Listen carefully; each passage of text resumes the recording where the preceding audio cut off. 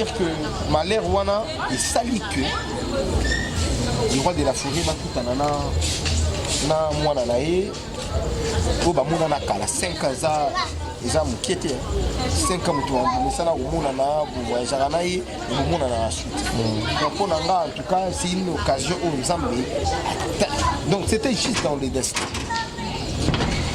au mona liste naba pasteur naba chantre de l'Éternel donc na yebista na ba chantre ba divorce César au sakanati mais ba musicien tout tangi ka moko kende kana ba musicien Nzambe mona ki tala la plupart des musiciens Nzambe je te l'ai dit ba divorce soki oyebara ba ninga ba le roi de la forêt divorce vient la mission Koffi Olomide divorce.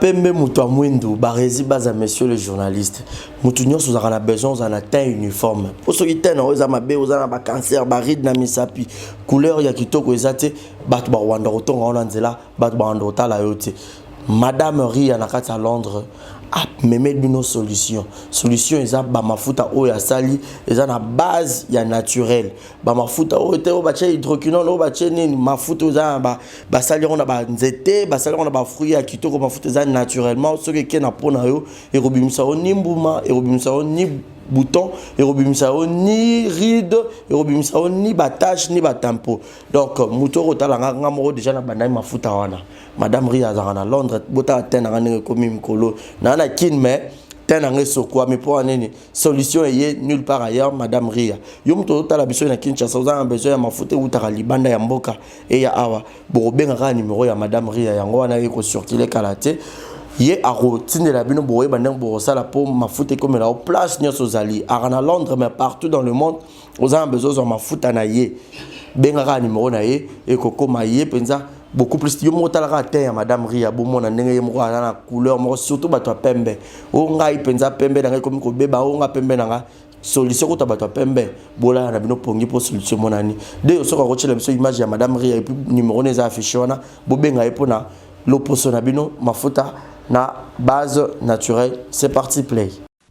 Beauté, oisa Brand Cosmetic UK, oisa produit en doto et longa cabatache. Sopilini cosa na tema koya bien ya propre, oisa produit na ya kosela. Oyo eza pour la maboko pour la batache, ya makolope, ba genou et ba coude. Oisa huile et kendaka na produit en doto. Donc, ce que vous intéressé, vous continuez ce message na WhatsApp. Exemple TV qui toque, rien à dire. Abonnez-vous massivement sur Exemple TV. Batou Bolinga Nada, encore commis à sans périque boy. Faut vous s'abonner. Vous s'abonner à Exemple TV. C'est Exemple TV. Vous s'abonner belé à la chaîne YouTube. Exemple TV qui toque, rien à dire. Il y a un exemple à suivre, cette fois-ci Exemple TV. Si on voit un exemplaire en autres, il y a s'abonner. Exemple Télévision, c'est vraiment un exemple à suivre. Il n'y a pas de polémique, il n'y a pas de conneries, il n'y a pas de... C'est vraiment... Il y a dans la lignée, il y a dans la nzela.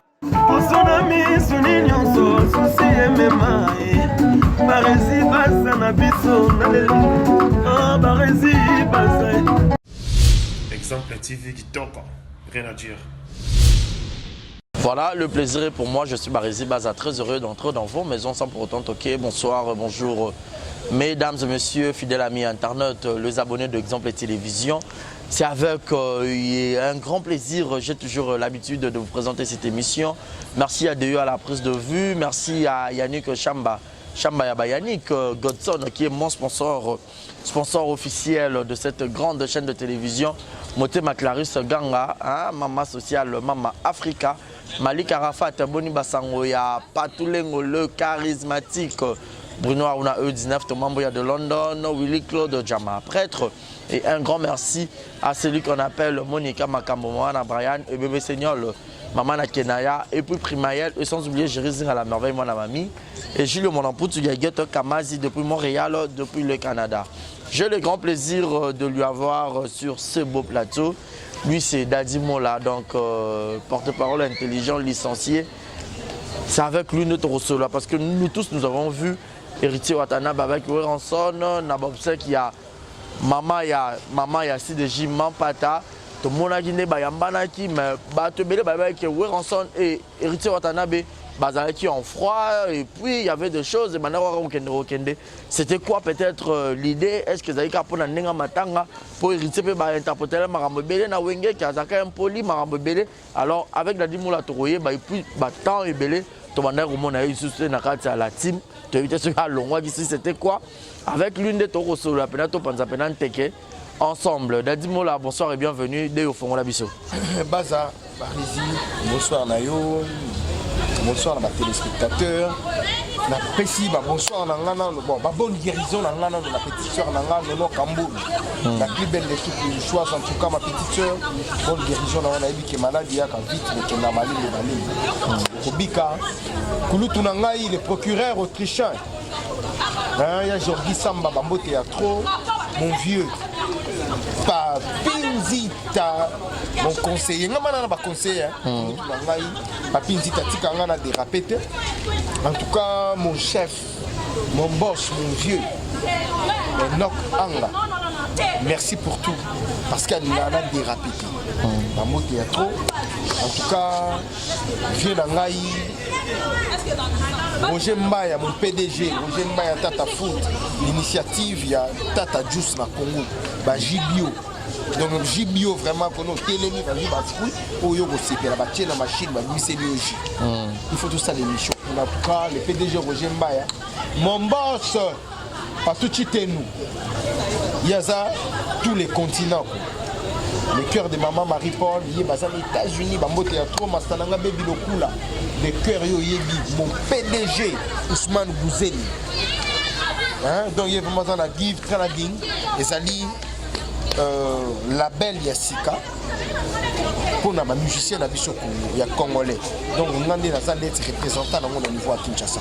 Donc le premier artiste de Tozo Bimisa, Guy Jostar, ou Bimisa Gamolon Chouangé. Voilà, donc il y a une des premiers artistes qui ont lancé la carte à la belle, la biso. Mon PDG Ousmane Gouzele, tout ça n'a qu'un travail à Barizi, Baza Awa, tout est Baga Ndeni, Makambango, et Kokindela. En tout cas, Bato Baninganga, moi Nandako, Piston 35, mon Koulou Toumoyaya, Maître Chris Cicero Bakumba, Bato Aboye, la Congo sur Baza 5. Congo et Bouya, en tout cas, Bamote, aux amis, en tout cas, tous voilà. Pour développer ça. Dadimola, à un moment donné, tu as au monde à susciter les médias, au sein du mois, tu as eu belé, c'est-à-dire quoi? Bon, disons, je n'étais pas le seul, il y a la télévision, il y a la team. Ils sont tout le monde à la télévision. C'était une décision il y a fin du mois d'août. Parce qu'il y a eu trop de dérapages, il y a des amis qui passaient à la télé au nom des héritiers qui insultaient les gens. Alors, Goga Linga qui a la mesure qui va trouver sur la télévision, pour l'hémorragie, c'était dû à ça. Et pendant la vie, je m'étais dit na beta tout né la beta qui tourne na Oman après Oman na Dubaï né la zone Kinshasa né baboulé bandi mais jusque là mi-ange mi-démon to yeba ki peut-être ngari bima na fin de l'année 2019 mais si to kota année nouvelle 2020 to yeba ba sango nango te bon tous les cas la télévision peut-être le bic fin de l'année disque on savait que l'album devrait sortir bon n'engé pe limiter ce qui est ici là donc ce qui est ici là nango avant fin de l'année il n'a qui donc n'engé bimate donc c'est qui ici là qui voilà c'est que c'est la guité n'engé bimate mais jusque là ce que et comme na niveau ni en fait parce que bato belé bana cause la peine album Héritier Watanabe bye que na ba période ba festivité bangaki babina ba yo kapena la belle voix il y a Héritier Watanabe album dans moment est comme na étape ya écoute on va l'étape ok après écoute il y a ma mastering il y a ma mixage ma fiche de marqué pour les caca dans les médias pour que ça l'affiche et ça date précise disque donc on attend aux écoutes non on a quelques dédicaces quand voilà on attend aux écoutes puis quelques dédicaces mais sinon l'image au Batebele le belé seulement un peu un sujet d'actualité quand la Weranson s'embrasser avec son fils Héritier Watanabe parmi bamaramutu toyoka héritier Watanabe boye na la team wata na babino tout au bozara pe na wenge maison mère bokena na héritier Watanabe bamarambe bima ke bozara pe na en froid ezara sous en bon terme te mais to moni likanisi bon rotala papa ya maina mwana rotala en tant que humain et ça là qui on en ndenge. Bon, cette fois-ci na ça là on analyse en tant que fanatique. Ou en tant que babenga biso ba opérateur culturel. Voilà. Barisi a causanté na Ivipan. Voilà, il faut arranger les micros. Ouais, merci beaucoup. Donc, Barisi na Ivipan bazala na même entreprise bakabwana. Parce que kabwana wana ba mona na suite. Donc to baki ba sola suite. Mais ba tout ce que ba linga ke za la kabu. Ke ba sola suite. Mais entre les deux, est-ce que va bien fait Zalati? Va bien fait. Je pense qu'en tant qu'humain, moment où Zalati, moment où les gens entendent. Il fallait ça les macans au moment où. Là, ça n'est bien parce que j'ai vu dans 4 circonstances où la maman Sidéji présente et Héritier Watanabe, le roi de la forêt présent, papa Patrice présent aussi. Bill Clinton aussi était là. Bill Clinton, c'est les frères. Mais moi je parle peut-être des parents. Ok. Dans sa prison, il y a la Sikoyo, il y avait des ministres, il y avait des hommes d'État qui tellement ébélés.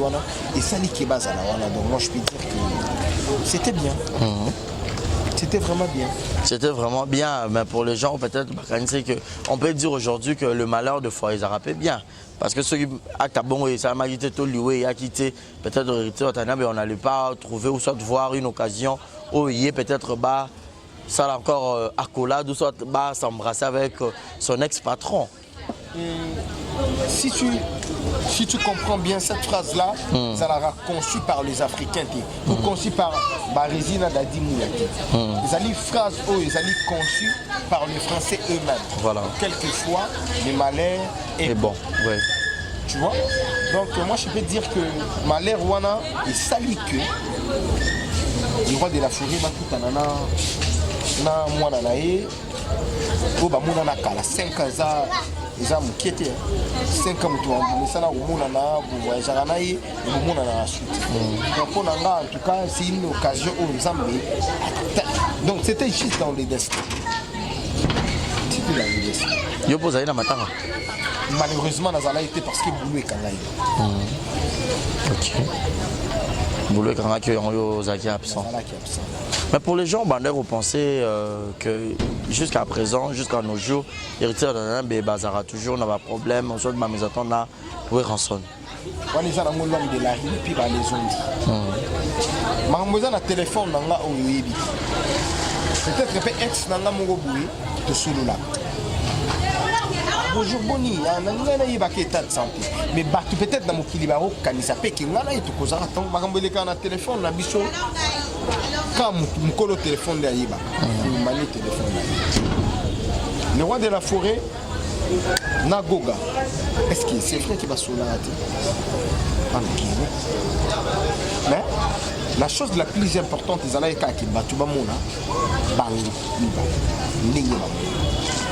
et aujourd'hui aussi, on peut retrouver un featuring aussi, encore une fois de plus, ouvert en son Héritier Watanabe. Ok. C'est leur boulot. Si un producteur venait, ou encore s'il y a une demande. D'ailleurs, depuis Kala Héritier Aloba, que s'il y a une demande, et je sais la tenace, l'homme le plus compliqué du monde, je vous salue mon patron, le boss Dada Kanda number 1. Nakata Mada City, la pêche au bambou, le boss Dada la petit Nangaï, Patrick, le procureur, la Kappa, la pêche au mot de Serge qui est à la quêtation. Mon ami, mon pote, je te salue depuis Djobou, la moto ya trou. Ya papi Nzita, Boulou Yango. Dadimoula, est-ce que le lot, pour ne pas peut-être reculer, Ezaki na actualité moko Karaki Bino Pena Makasi. On peut dire que c'était l'histoire où ça y est que peut-être et ralentir au moins l'activité il y a un studio. Même pas. Le problème est là Mututu. Le problème au Mutakoki Au cas, tu as peut-être boulot et ça t'a deuil ou encore hospitalisation ou voyage. Mais bah scandale moi au pays, mais bon on a un peu roquette ça paye deux fois. Ils ont un macabo biso tout ça là, mais peut-être bien là en face. Oh yo pour ça. Non yo pour ça sur téléphone non mystique. Peut-être le chose du téléphone en gros. Bah vidéo à nudité à bateau. Peut-être. OK. Voilà, peut-être. On est des humains. Et le quoi si kana mokilo ezala ati. Pongana la ta chemise ou ya pembe na cravate. Pour la ta costume dans le monde. Donc isa ngamu tunamona na bandi yango te. Na mona batu balata ka bonga pe na luli na imité pe. Bien que makambo nyonso na vie eza déjà ya Hollanda te voilà. Mais makambo ebele nde tokutaka na biso yango. Voilà, mais sinon, aux appels congolais, aux humains, il y a des actualités. Il y a des mots là, aux chrétiens, non? Il y a des actualités. Comment prier ma casse? Ça m'a église. La prière à la vie nous fait la repentance. Pas maman Anina, papa Dani, jusqu'à Nama Tongé. Une très bonne église. Église n'a besoin d'être non. Nanazana 10 000. Là, on prêche la parole de Dieu. Viens, tu prends ce que tu peux prendre et après, ok, n'a pas bino. Voilà. Kuna mambongo te kuna ba bonza bien que ba pesa na bango mabonza na église tout. Mais pas na biso mbongo. Izala na sima makambutu. Voilà. On peut pas s'en passer aux congolais, aux humains, aux fans de la République démocratique du Congo et puis Kinshasa précisément. L'actualité au collègue sur internet concernant les hommes de Dieu. Le pasteur Moïse Mbi a assisté à Marambo Belé et surtout quand on lobby sur le téléphone de Romonango va faire la mutakalisation dans la communauté congolaise. Total, il peut frère Mike Marambo Michel Bakenda et tout. Étant humain, étant chrétien, étant congolais encore, aux équipes que patron a se retrouvé dans Marambo Bongo, et on est tous des humains. Voilà. Le rêve, le rêve est animal.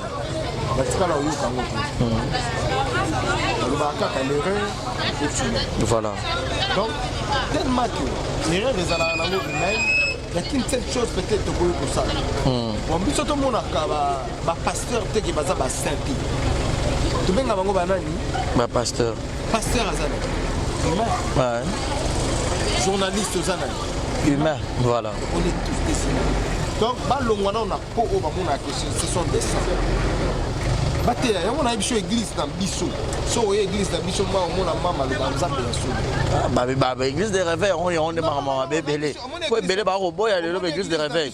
Maman ni ce gars zoté ya yo maman ni ce gars sambelé liyo. Frère, laisse tomber. Papa Dani ce gars zoté ya ozo sentir que aujourd'hui, papa, mon papa, je vous salue, Eric Moula depuis la Belgique. Tu pries à tu as la Kinshasa, tu pries à la repentance. Pour l'église, on a bavure et puis nous avons imagine toi comment on prie. Même celui comme on a ça les lignes depuis comment la repentance. Mais le pasteur m'a dit sur l'îlot, bazana na mokili. Basala a fait au banque basala. Mais bango tu comme ça que balasa biso que basala. C'est ça le mal. Le mal ka ya moi. Que tout ça na makambo. Non ba masumu za que pasteur aza humain rose appelle ba désir moro boye humaine. Voilà. Qui a la préférence mais ya basi ya ba goût boye ya ba couleur boye. Ma béné. Il y a de ce pasteur là, basala a fait makambo. Mais il y a ceux-là qui font ça, on condamné Bangote parce que Bazana Moussou au Canada. Moussou n'est pas un rapport à Maïti. Moussou n'est pas un rapport à petit besoin. Mais rota la maï nini dadi mola. Oh mais la maï a terrassé pesa maïti. Kasi yango di kasi. Bon. Pasteur wana ulinga chelte. Ko chelte ko ba to comparer na maï. Au minéral à Omé. Au minéral, aux abasseurs et église. Voilà, c'est moi, il y a un mystique à côté de l'église. Au Tindi, ma protocole, va nous qui est. Et ça n'a pas. La qualité de la pasteur, il y a homme de Dieu. Mais oui. Donc, qualité à pasteur, n'oublie pas que ce sont des hommes. Ok. Ba vidéo et jobima. Est-ce que je m'en banane? Bah homme de qui? Homme de Dieu. Homme de Dieu. Il vit pas à suivre vraiment. Ce sont des hommes de Dieu. Donc ce sont des humains. Mais ça qui analyse mon robot. Avant de benga bango, de tout ça des dieux. Phrase wana des dieux. Donc c'est une appellation homme de Dieu. Donc ce sont des hommes comme nous. Pour ça oyoza na nguba na ngo. Il y a na mutu moko te que non, agovanda boya imaginer moi cité. À imaginer ni du temps moi cité. Pasteur Azate Kenon du 1er au 30, de 6h à 6h dans ma bonne de lutter. Donc si ma bonne de lutter, la paix, ma émission. La paix, ma télévision. La paix, ma film. La paix, ma série. Comprends quand tu vas à l'image. Image à pasteur Morobo, à Betty journaliste. Baraka Mogisho. Voilà. Azana, pasteur, homme de Dieu 40. Est-ce que réaction en a? Héritier Watanabe Motona Timbaro réagir bon vis-à-vis à un journaliste et devant la caméra.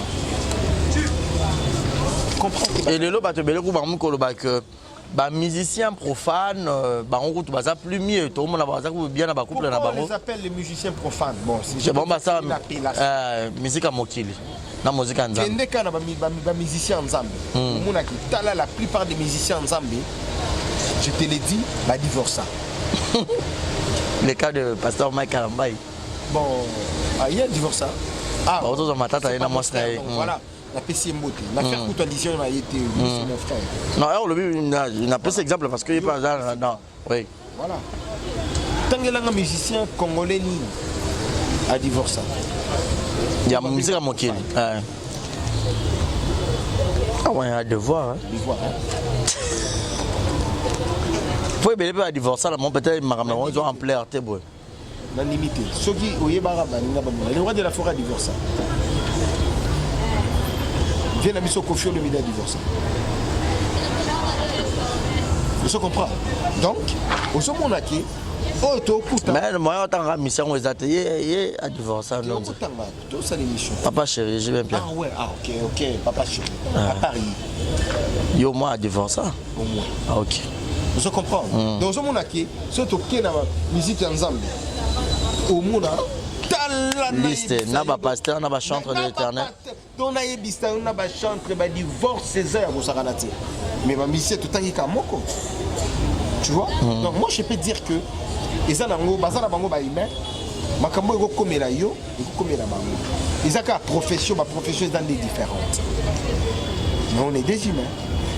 Mais pour les gens, surtout chrétiens, le roi Babino, le homme de Dieu, tout serviteur de Dieu, comme modèle, surtout sur la terre, bon d'accord, nous avons vu une nouvelle boue, maman ni sera rotée, autant maman ni a quoi sami, d'ailleurs la peine à quoi on a bien, d'ailleurs nous ensemble là, t'es des gens dans la goga. Si quoi y a mon avis choqué, avant tout pour l'église, tout l'anda l'église pour l'ampleur. Tout le monde a l'église pour la combo. Non, fanatisme, quand c'est pas tout. Il y a l'église pour la pasteur. L'église, il y a fanatique, l'église, mais il y a fidèle l'église. Voilà. Parce que dans mon église, dans mon cas, sainteté, il y a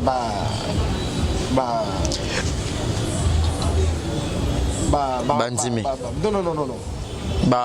Représentant na biso to benga papa na nga na mama na mona en tout cas baza modèle donc batambola digne donc bazo tambola digne.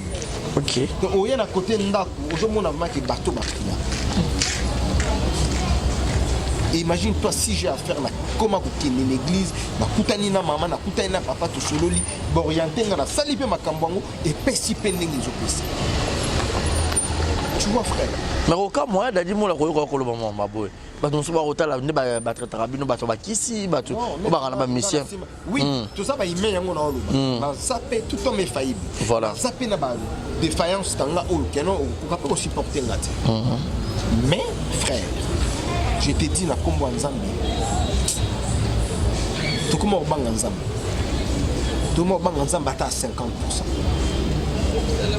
Tu comprends? Comment on bang ensemble? Déjà, tu as un bang ensemble. Ce qu'on a, nous sommes sincères, 50%. Voilà. Dans moi, 50, on a peu moins de l'autre côté. Si, on a fait placement, parce que bien, on a sangana baya. Ok. Bien, on a ce qu'il y a. Mais au Robert, on a peu moins, on a moins 50, on a. Si, on a vendu dans la batumbarataba, on a vendu dans le boisson énergisante, voilà. Et après, je rentre à la maison. Ok. On fait un petit tour. Tobini na biso peto kepe boîte. Tobini na biso peto zongi. Parce que toi na biso na mokiliango on est jeune. Donc, na lingi de la commandanga frère, non, mais je crains Dieu et je parle à l'église. Si ça ne va pas dans ma vie, dans des jours, il y a à prier, dans des jours, il y a kusenga nzambe apesanga onga na zangi mona pesi donc yango mona pona la nzala ils a pasi pona zanga moi cravate ils a pasi pona zanga moi chaussures ils a pasi ozanga ngonde nini Christelle Osumbo ma petite sœur les cœurs de tonton Pedro est là mon grand frère Patou Chitemi est là na ozanga ngonde nini ya Jordi Sambaza na ozanga na nilamba nini mastananga baby lokula za ozanga ngona ondeni ils a pas si posant donc ozanga ndeni ni rita kenda poto 2 3 jours 4 jours à zone donc pour ozanga ils a pas parce que Dieu il est miséricordieux ozanga ndeni ni vient ngo dilo mampu ya exemple à suivre aza après c'est moté dilo mampu ya exemple à suivre aza ozanga lamba ndenge nini Nzambizei. Mais au biso de mon entier, ah, so moni, dédi, t'es bon côté. Non, mais on a mon pasta, pasta ndeni. Ça va ndeni. Eh, tout solo liko. Na qui enquêter mais tout sur la comme étant bateau. Dédi, wana sikoté. Wana ngati. Consommons congolais, pasteur Moïse a dit bon d'accord, faut acheter l'album de Frigo là qui arrive. L'initiative, l'idée. Pasteur Moïse Mbi. Mais je suis très content, il n'est pas un hypocrite. Il n'est pas un hypocrite. Voilà des personnes qui ont une initiative de prier. Parce que, parce qu'il sait que la Bible nous dit l'homme mangera à la sueur de son front. Voilà. C'est quoi? Qu'est-ce qui produit les sueurs? Il y a front, il y a faire rigolo. C'est sa musique, ouais. Qui est la musique. Pourquoi ne pas prier pour faire rigolo? Pourquoi ne pas appuyer les gens somba œuvre d'esprit artiste? Il y a un moment où je suis musicien chrétien, musicien profane. C'est la musique. Il a bien fait.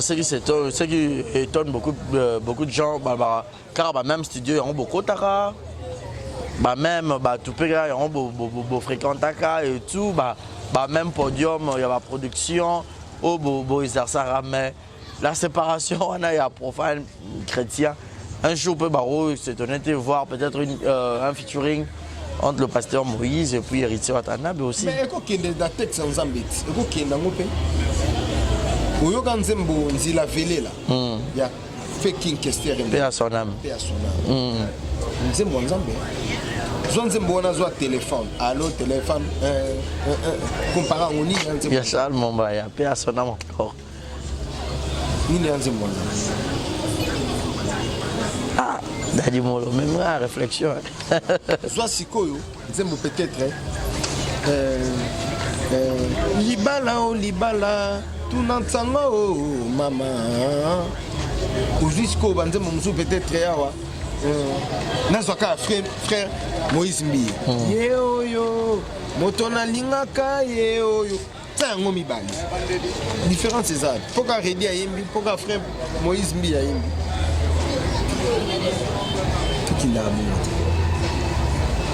tout qui tout soutenir œuvre oyo koki ko édifier bato la ndinga bien.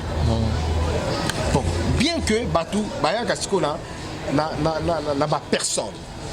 Surtout sur les plans œuvres, il y a personne à juger caractère, il y a personne par rapport à l'œuvre. Ma bête tout ça là. Mais tout le monde a été plus les frères en Christ, plus moi hypocrite que les musiciens la mission normale. Bon. Moi hypocrite dans la gamme là-bas. Quand chemise à Versace au Wata Olati, au Monipe, frère Mogwalati.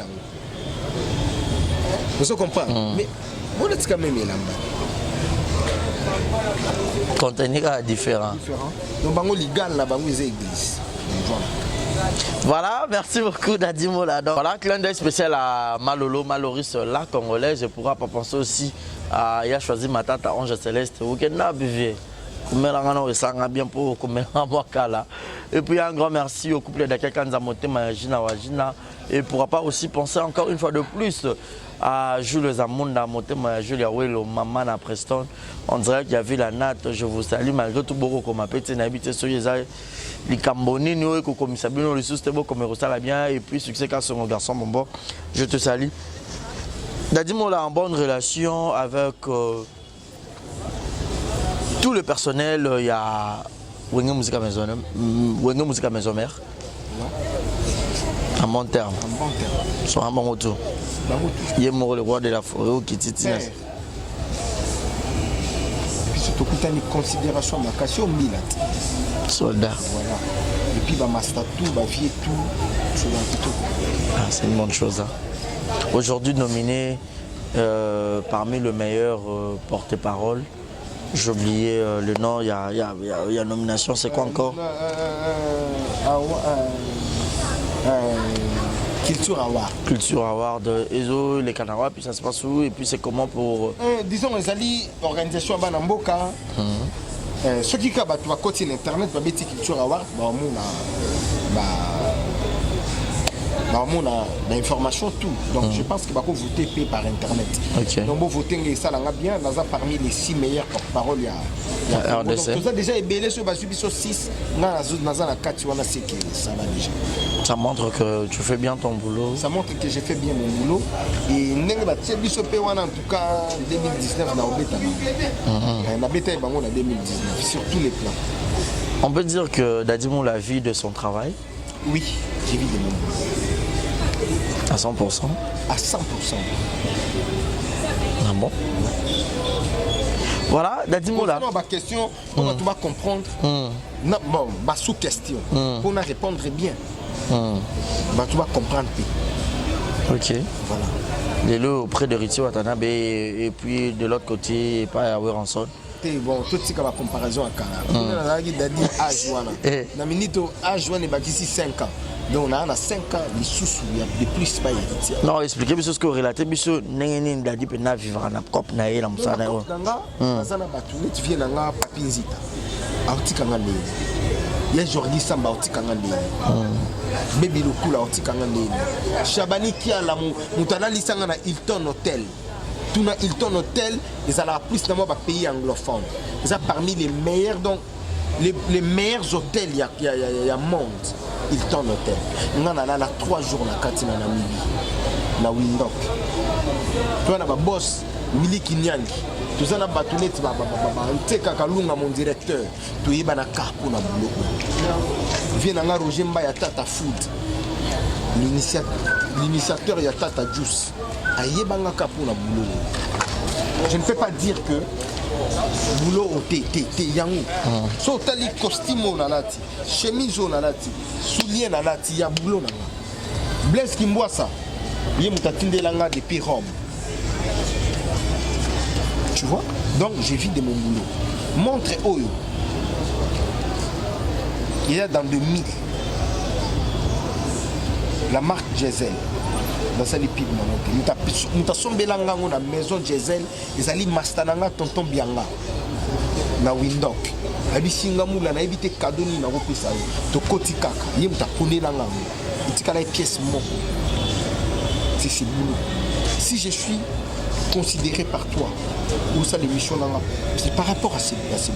Si on a batulé tu vas mettre écrit Cicéron Bakumba.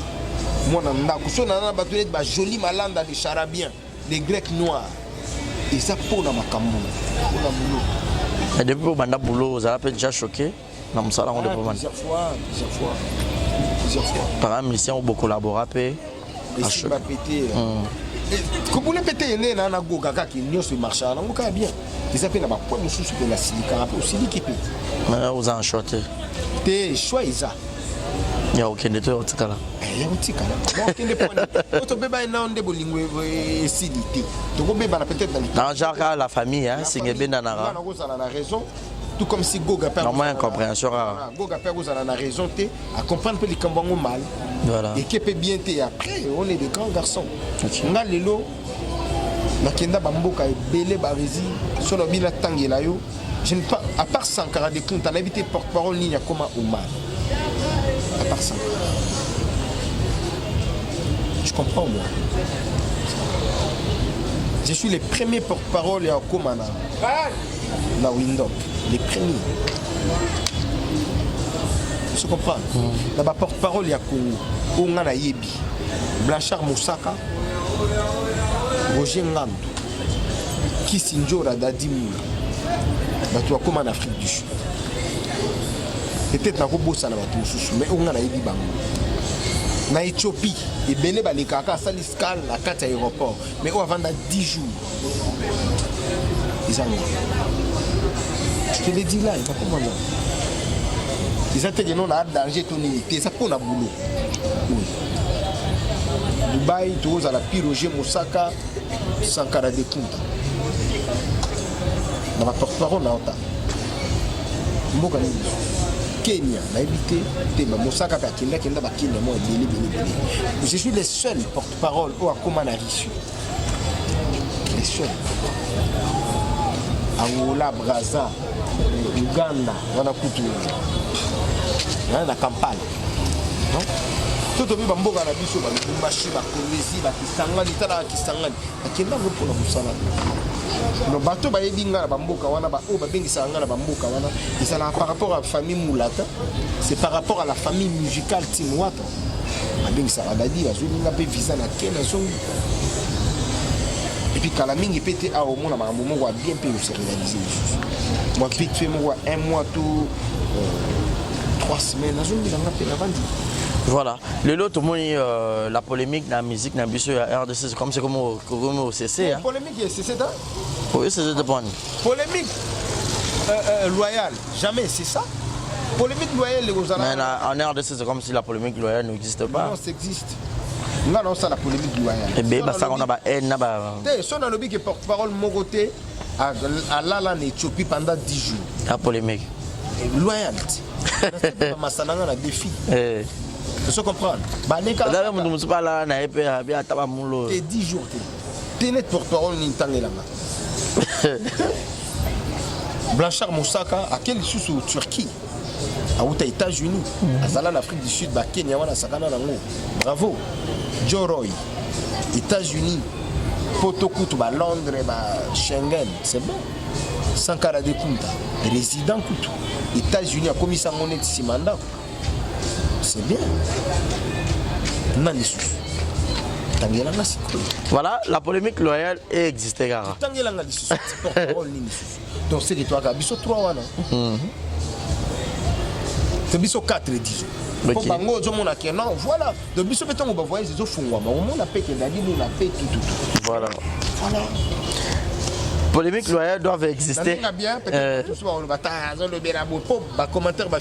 Grave. Je dois me vendre quand même. Ah bah oui, hein. Vous devez être la place noisette. Bah aujourd'hui. Olga Lukemba, l'américaine. Chimène Batete est ma petite soeur. Chimène Batete est ma petite soeur. Anne-Laure Lukemba. Namite Kat. Christelle Osum. Voilà. La petite Ayada. Aujourd'hui, Tobi phénomène combattant musique na Congo, na Libanda, na Mikili à Poto Ikobetate, mais nous tous, tous les musiciens peuvent béler, bazar, nous sommes en Sima, il y a artiste mort fois vrai le 28 à Fili Poupa, au mon aïda on est né. Tu bah au bas bazar congolais. Bah on est bah frère au bas Rwandais, parce que na bas Rwandais bah il a fallu Poupa. Na bas Rwandais bah il a fallu. Rosa qui font le penzela ya bah musicien belé. Na mutu oyo bawelela mwasi na fali pupa olinga fali pupa beta na mutu oyo bawelela fufu na fali pupa olinga fali pupa beta na mutu aswana na fali pupa olinga fali pupa beta pona lokumka ya culture bongo combattant olinga fali pupa beta te pour musala na ye za musique faut qu'on se le dise. Tout ça, Timothée Mamabé, voilà. Moi, na mboka. On n'a pas bien consommant Congolais. sikoyo biso tolingini nene akiobeta na salle wana Davido to bapeti na banani foto lobaki baleki biso na musique tika bablagi quelque part yango na pe ne mterana pe musique ya RDC down sikoyebisanga lelo retirade ebima wata beta taba 10 poto image disque d'or tozwaka ngo sute quoi. Il n'y a pas une grande fréquentation au niveau de l'Europe. Et ça l'a fait baisse côté Nabino? Ben oui. Personnellement. Ok, grâce à ma concert, on est ça même vous le porte-parole, qui ne peut pas découvrir Marie Moussou. Ou encore, Nengue Goga, ndenge bamisi mosusu basala amemi mpe porte-parole na ye neti papa chéri azwa roger ngambela mosaka bakenda bango vacances des États-Unis. Je comprends. Voilà. Mais BCBG baobeta na Turquie bakenda Blanchard Mosaka. Joro ya tikala ye na Kilpo Azola. Baolanda la délégation na papa chéri. Donc il faut bongo frère. Il faut bongo musique zela il faut ngoma pour que makambo na biso ekoma bien. Voilà. Merci Dadi Moula toki na biso malem na rochité. Mais sinon comme conseil ni Europe ça na pasteur Moïse Mbi Oaza tellement touché na scandale oza yena Eliane Bafeno. Faut procès bandage je crois déjà lobby. Je n'ai rien à dire comme étant un homme de Dieu alinga qui ne kusambati. Pourtant on samba casier judiciaire et puis mais il était interpellé. Si il est interpellé pour l'angaï, qui ne va arranger au cas à la milliard. C'est un leader d'opinion. Il a une masse derrière lui. Qui n'a pas la sagesse. Qui n'a pas la sagesse. Avec la famille, on a taba humilié à Soulana. Et rendre Jesus. Voilà. Donc, à un grand leader, à comprendre que Abou Mamoto, il y a des fois Abou Mamoto. Mais à niveau stade Alcambo, comme elle est. Abou Mamoto. Abou Mamoto, un grand monsieur. Ils ont dit qu'il ne faut pas m'aimer la prison, tout va s'arrêter, bah, solo là. Bah, va solo li. Bah, béni du Cameroun à côté famille. Et ça, là bien. C'est un grand homme de Dieu, beaucoup de respect là, puis. Tout ce qui est là, Dadi Moula, célébrité, et Nathalie la maman belé, Zarapé arrivera à bassiner battant, rapé, Nabato, Barapé, trop célèbre. Nadio Thomas victime dans sans tentation, yé, péno, sans dire que mon toit est pénal d'émission. Ah oui, il y a une mission vraiment qui est beaucoup plus petit à niveau Morobo ici. Alors, il passe à un chantage, mon voilà, mais. Moi j'étais sage. J'étais trop sage. Trop sage vraiment. Ok. Na bafi on se balura courir derrière le personnalité publique pour gâcher bango comme conseil et puis tout c'est séparé la mission. Conseil déjà kamikaze tangwaza na idéologie na ye bango bateya bango déjà que losoko kufi la bombe ils ont directement au Kindilo. Donc il y a Kolibungo. Donc muto déjà koya pour nuire yo. Attends pour te payer un conseil. Qui t'a nous maintenant d'être sage. Qui t'a nous maintenant oye ba kokiko kuzana nani. Pour na ba poto ngo bongo ba oh to kola na bango bazalati. Que chéri na ngamo ba mwana boy bazalati. Est-ce que na poto wana ba leki ya ba voisin na biso bazalati. To chéri mo bobo ando banda même avenir bazalati. Il faut que ozwa oyo oh ka bengi yo kaka non, il faut tout le cas ça là pas de choses. Il faut beaucoup là. Attends, qui ne sais pas, fille belé au monde ma benga rayo, beaucoup tani lo pa malonga ou raconter zati. Agomo bimisa moi 100 mois 200 na épaule lobe ça la chantage. Donc moi je pense qu'il faut que vous allez souple dans mambo. OK. Netinga, ndé na zana ngawa. Ah. Naibi na ngane bashina moi c'est potote. Naibi na ngati. Et puis moi c'est poto moté ya roleka na télévision na tindela moula 2000. Na tindela moula $1000 à melanga asamite. Peut-être moi 100, moi 200 ningi salana. Et moi peut-être que moi cadeau ya chemise tout mais que maman mususu. Alors ce mutu lui c'est que on shoot à des chambres. Merci Dadi Moula, c'était un plaisir de partager. La biso toi ba victime ba makambo. Makambo nyo sezo leka tout. To ba vrai victime na ngo. Mais to yeba ningi ni to kokiko. À un moment donné maman peut bimara peut pour na yo boy. Oui. Mais biso to comment ti da niveau ma bala banini mais après percuté. Et moi je m'étais dit que vie souki kaka awate la vie continue. L'essentiel les allénotants, l'essentiel les allobi pour déjà tout ça l'émission. Après Koti et après. Tu vas talit et après. Bah répercussion ok après. Voilà. Merci Dadi, c'était un grand plaisir de partager ces bons moments ensemble avec toi. Nous sommes arrivés à la fin. Quel est le message européen ça n'a ma fanatique tout il y a la team Wata. Jusque là. Base la disque, nous sommes très contents d'avoir fanatique dans Bisso, il y a partout. N'engé Bobenga Bisso en tout cas, on a vraiment trop fier na Bino. Vraiment trop fier na Bino. Non mais événement nous sommes les Canadiens trop fiers. N'engé besoin garder toujours la tête haute en tout cas Goga. Aza artiste ou on s'en a makambu belé na mboka na Bisso. Confiance on a tout le monde, tout ça donc c'est tout ce que moi je peux dire. Quelques dédicaces. Il y a Jorgi Samba, procureur autrichien. Les boss Patouchi Tenou, il y a maman Marie-Paul. Les boss Roger Mbaya. L'initiateur, il y a Tata Juice. La Pessimbote, il y a Chimène Batete, Olga Lukemba, Anne-Laure Lukemba. La moto, il y a trop. La Pessimbote, il y a Christelle Osumbu, le cœur de Tonton Pedro, la petite soeur Nanga. Et la Pessimbote, il y a mon vieux. Papinzita, Bambote Yatro Isika Yozali, mon vieux, mon conseiller du sous Enoch Anga, depuis Lubumbashi, Bambote Yatro, Baby Lukula, mon ami, Bambote Yatro, bonne guérison à yo petite soeur Nangaï, Nono Kamboul, donc yo Yebi, Batutu Balingarda, Dimou, la boss Dada Kanda, Serge Kieta. La pêche vraiment beau, vraiment Zota la vie en tout cas. Anniversaire dans les 10 février. Le 10 février, au mois texto, mois vidéo, mois beauté. Et ça là, moi. Joyeux anniversaire d'avance. Merci frérot. En tout cas, c'est tout ce que moi je peux te dire. Hein. C'est tout ce que moi je peux te dire. Bateau, en tout cas, Bambote Nabino. Merci. Merci beaucoup, fidèles amis internautes. Ça n'est fini pour aujourd'hui. C'était tellement nombreux à nous suivre. C'était un grand plaisir de vous présenter cette émission. Votre humble serviteur, Barizi Baza, messieurs les journalistes. Comme invité, c'était Dadi Mola, donc le porte-parole licencié et puis intelligent. C'est avec lui nous avons partagé des idées, nous avons échangé. Alors, un grand merci à vous tous qui étaient tellement nombreux à nous suivre. Une manière de nous soutenir, c'est de vous abonner massivement et de liker cette émission et surtout de partager massivement cette émission et abonnez-vous massivement sur Exemple Télévision.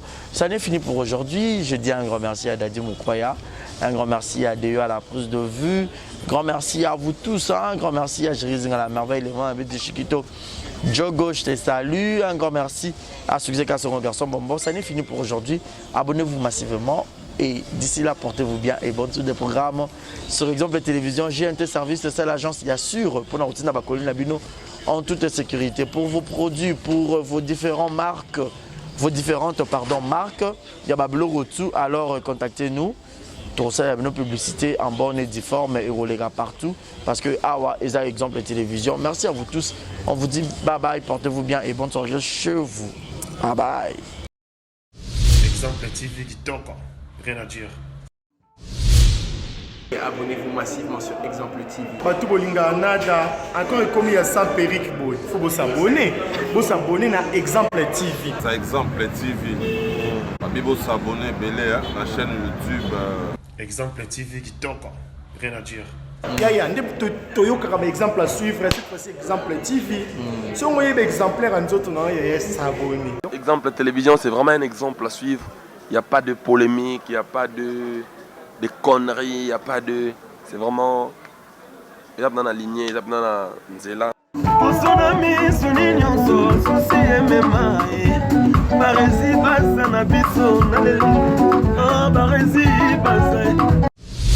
Exemple TV qui toque.